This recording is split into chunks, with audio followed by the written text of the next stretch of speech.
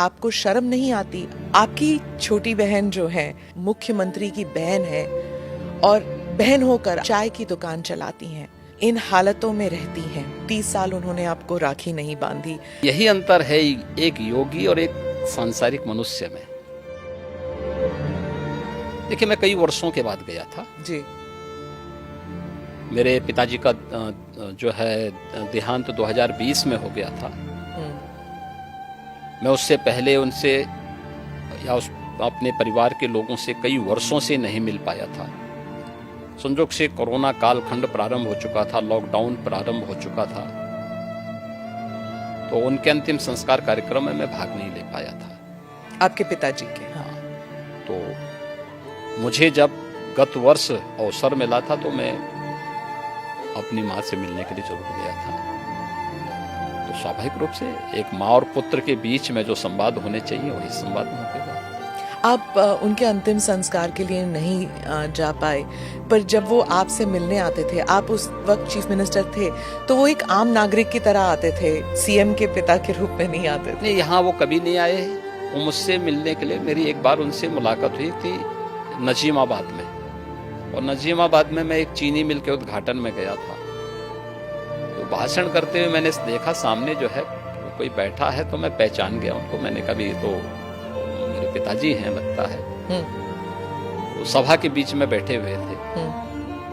तो फिर मैंने सभा समाप्त होने के बाद अपने साथ के कुछ लोगों से कहा, मैंने कहा देखो यार वो आए हैं तो उनको बुलाओ, थोड़ा मुलाकात करते हैं। तो तब मेरी मुलाकात हुई थी। जी।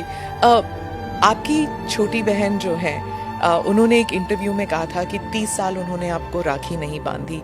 2022 में एक इंटरव्यू में उन्होंने कहा कि कई वर्ष पहले जब उन्हें पता लगा कि आप घर छोड़ के आप योगी बनने के लिए निकले हैं, तो उन्होंने कहा कि वो भिक्षा मांगने वाले संतों में आपको ढूंढ रही थी और मिले नहीं आप उन्हें।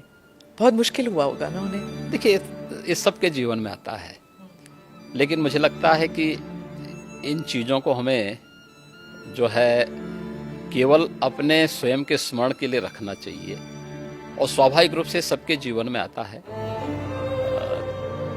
कई वर्षों के बाद जो है इस चीज़ें चलती रहती हैं। मुझे लगता है यही जीवन है। योगी के मुख्यमंत्री बनने के बाद कई लोग कहते थे कि आपको शर्म नहीं आती? आप मुख्यमंत्री की बहन हैं और बहन होकर आप चाय की दुकान चलाती हैं, इन हालतों में रहती हैं। मैं उनको एक ही बात कहूंगी, मैं गरीब हूं, ये मेरा नसीब है। शर्म तब आनी चाहिए जब आप कोई गंदा काम कर रहे हो, किसी के हक का छीन कर खा रहे हो। मैं तो मेहनत करके अपनी गुजर बसर करती हूँ। ठीक बात है। देखिए, व्यक्ति को कभी भी धन और वैभव संतुष्टि नहीं दे सकती है, और मुझे लगता है कि सबसे बड़ा योगी वह है जो स्वयं की मेहनत से संतुष्ट है, स्वयं के परिश्रम से संतुष्ट है।